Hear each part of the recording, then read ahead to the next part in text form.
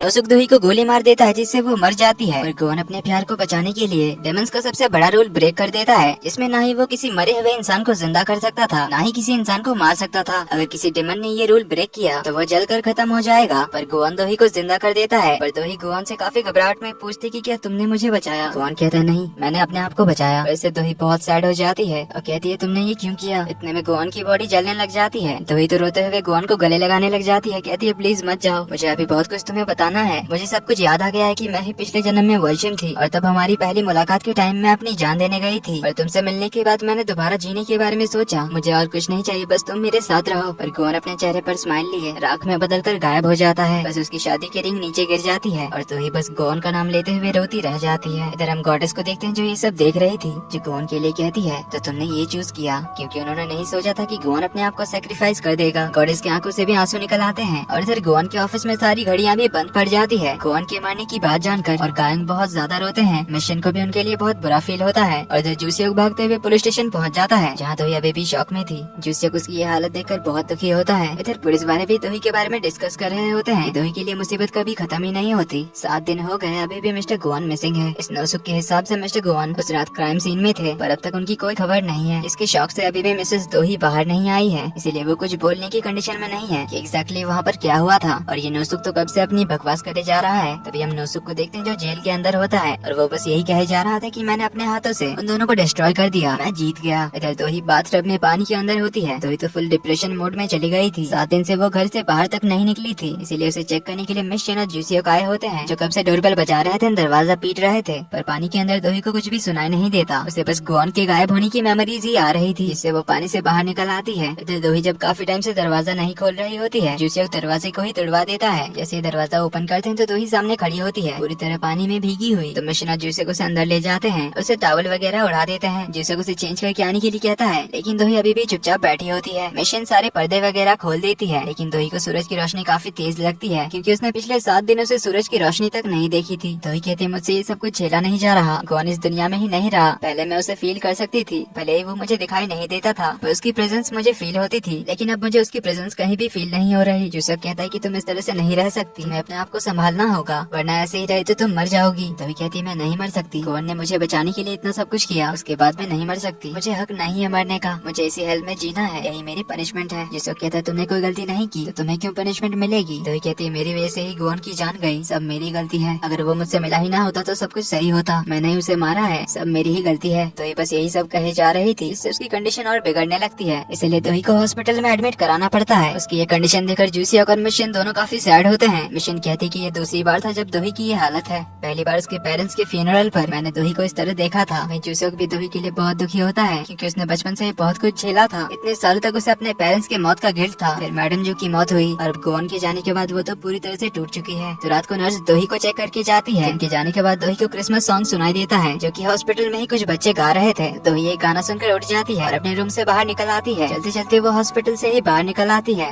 रास्ते में हर तरफ उसे क्रिसमस ट्रीज वगैरह दिखाई देते हैं, क्योंकि आज क्रिसमस ईव थी, इसलिए दोही तो गोवन को और ज्यादा मिस करती है। पर वो यहाँ से अपने घर चली जाती है और अगली सुबह तैयार होकर उसी समंदर किनारे जाती है जहाँ वो लोग बहकर पहुँच गए थे, पानी के अंदर टैटू ट्रांसफर होने के बाद। जहाँ दोही कहती है मैरी क्रिसमस गोवन, मैंने सोचा था हम दोनों साथ में क्रिसमस मनाएंगे, पर तुम इस दुनिया से जा चुके हो, तुम्हारे मरने के बाद ऐसा लग रहा है जैसे मेरे अंदर का एक स्पेशल हिस्सा मर चुका हो। देन वो कहती है गोवन मेरे साथ एक डील करोगे, मेरी विश ये है कि मैं तुम्हें वापस चाहती हूँ। इधर हम देखते हैं गॉडेस को, जो दोही की बात सुनती है और आसमान की ओर देखती है। इससे हम देखते हैं गोवन के ऑफिस की सारी घड़ियाँ फिर से चालू हो जाती है और इधर दोही के पास समंदर की लहरें पत्थरों से टकराती है। पानी उछलकर दोही की ओर आता है, लेकिन हवा में ही रुक जाता है, जिसे देखकर दोही हैरान होती है। जैसे ही वो अपने साइड देखती है तो वहाँ से गोवन दिखाई देता है, जिसे देखकर दोही बहुत इमोशनल होती है और गोवन का नाम लेकर बुलाती है, जिससे हवा में लटके पानी की बूंदें नीचे गिर जाती है। दोही शॉकिंगली पूछती है कि क्या हम हेल में हैं। गोवन स्माइल करता है तो दोही उसे गले लगा लेती है और रोते हुए ही पूछती है कि क्या मैं मर चुकी हूँ या मैं सपना देख रही हूँ। गोवन उसे कहता है कि ना ही ये तुम्हारा सपना है, ना ही तुम मरी हो। मैरी क्रिसमस दोही, मैं वापस आ गया। जो सुन दोही की खुशी का ठिकाना नहीं रहता तो उसे इमोशनल होकर गले लगा लेती है उसे दोबारा देखकर गोवन भी काफी इमोशनल होता है। सीन कट होता है, हमें दोनों को घर पे दिखाया जाता है जहाँ दोनों एक दूसरे का हाथ होल्ड किए हुए थे। दोई को अभी भी बिलीव नहीं हो रहा था कि गोवन सच में लौट आया है। दोई कहती तुम्हारे बिना ये दुनिया बहुत भयानक थी। गोवन कहता है कि मेरे लिए भी तुम्हारे बिना सब कुछ हेल्प की तरह था।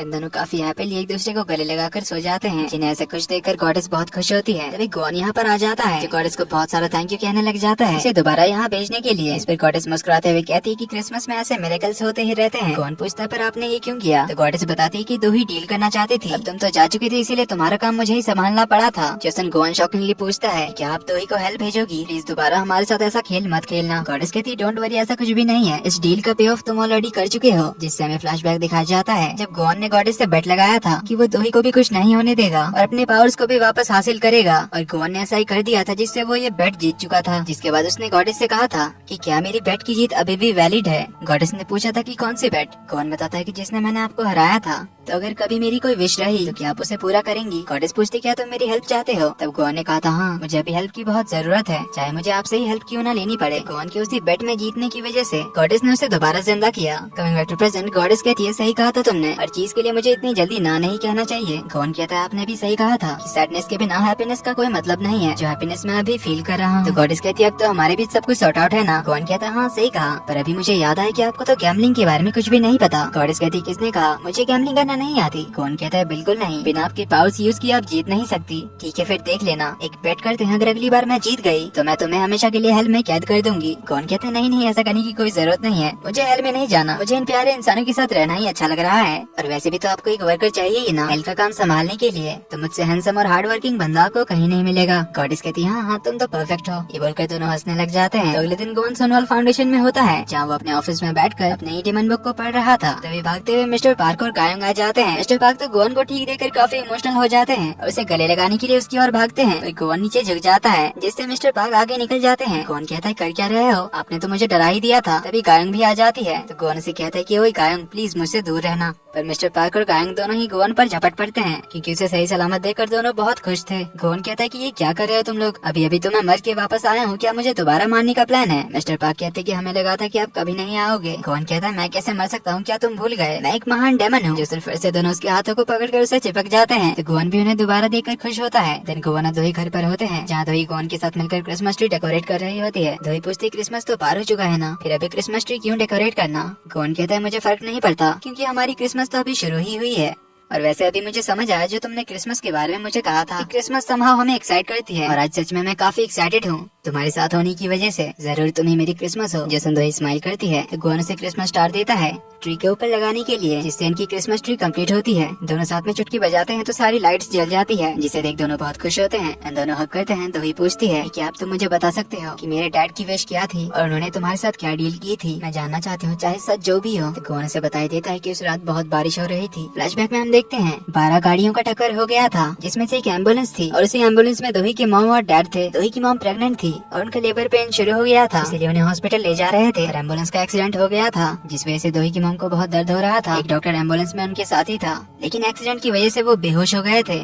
तो दोही के डैड हेल्प के लिए बुलाते हैं लेकिन कोई भी सही हालत में नहीं था, इसीलिए वो कैसे भी करके अपनी वाइफ को नीचे उतारते हैं और चलते हुए ही उन्हें एक मेडिकल सेंटर ले आते हैं। लेकिन यहाँ पर सारे बेड्स फुल हो चुके थे और इमरजेंसी रूम्स भी खाली नहीं थे, इसीलिए डॉक्टर उन्हें साफ कह देते हैं कि यहाँ पर उनका इलाज नहीं हो सकता, अब किसी दूसरे हॉस्पिटल ले जाइए। तो दोही के डैड अपनी वाइफ को बाहर ले आते हैं। अब उनके भी पैर पर चोट लगी थी इसीलिए वो भी सही से चल नहीं पा रहे थे, पर फिर भी वो लंगड़ाते हुए ही अपनी वाइफ को सहारा देते हुए ले जा रहे थे। लेकिन रास्ते में वो चलते हुए एक जगह गिर जाते हैं। गिरने की वजह से दोही की मॉम को बहुत दर्द होने लगता है। दोही के डैड क्या ही कर सकते थे, वो हेल्प के लिए बुलाने लगते हैं लेकिन इस रास्ते में कोई भी नहीं था। दोही के डैड जोर जोर से चिल्लाने लग जाते हैं कि कोई है यहाँ, प्लीज हमारी हेल्प करो। तभी छाता हाथों में लिए गोवन यहाँ पर पहुँच जाता है। तो दोही के डैड गोवन से रिक्वेस्ट करने लग जाते हैं कि प्लीज हमारी हेल्प करो, मेरी वाइफ मर जाएगी अगर अभी डॉक्टर को नहीं दिखाया तो, प्लीज हमारी हेल्प करो। गोवन कहता है तुम्हारी एक विश से 2 लोगों की जान बचेगी। अच्छी बात है, मैं तुम्हारी विश पूरी करूंगा पर एक कंडीशन है। दोही के डैड कहते हैं कि मुझे हर कंडीशन मंजूर है, तुम बस मेरी वाइफ की जान बचा लो। गोवन पूछता है क्या तुम जानना नहीं चाहोगे मेरी क्या कंडीशन है? याद रखना बाद में पछताना पड़ेगा। दोही के डैड कहते हैं कि मुझे कोई पछतावा नहीं होगा, बस मेरी वाइफ और बच्ची बच जाए, फिर मुझे किसी बात का रिग्रेट नहीं होगा। गोवन कहता है ठीक है फिर जो तुम चाहो। ये बोलकर वो अपना कॉन्ट्रैक्ट लाता है जिस पर दोही के डैड साइन कर देते हैं। तो इस तरह गोवन ने दोही और उसकी मॉम की जान बचाई थी। कमिंग बैक टू प्रेजेंट तो ये जानकर गोवन से कहती है कि तुमने पिछले जन्म भी मुझे बचाया था और इस जन्म में भी मुझे कई बार बचाया। गोवन कहता है मैंने नहीं, तुम्हारे डैड ने तुम्हें बचाया, उन्होंने अपनी कुर्बानी देकर तुम्हें बचाया। दोही पूछती तुमने मुझे पहले क्यों नहीं बताया। गोवन कहता है मैं तुम्हें और ज्यादा कंफ्यूज नहीं करना चाहता था क्योंकि एक बात सच तो है कि मैंने तुम्हें बहुत दुख पहुंचाया है। इस पर दोही कहती बिल्कुल नहीं, बल्कि तुम्हारी वजह से मैं वो 10 साल अपने मॉम डैड के साथ इतनी खुश थी। हर एक खुशियों के पल जो मैंने उनके साथ बिताए वो तुम्हारी वजह से ही थी और मेरे डैड ने भी मेरा बहुत ख्याल रखा। भले उनके पास लिमिटेड टाइम था इसलिए तुमने मुझे कभी हर्ट नहीं किया। पिछले जन्म में भी तुमने मुझे बचाया था और इस जन्म में भी। गोवन कहता है तुमने भी मुझे बचाया मेरे हेल्थ से। जैसे दोही स्माइल करती है, गोवन उसे किस करता है और उनकी किस कंटिन्यू रहती है। इसी के साथ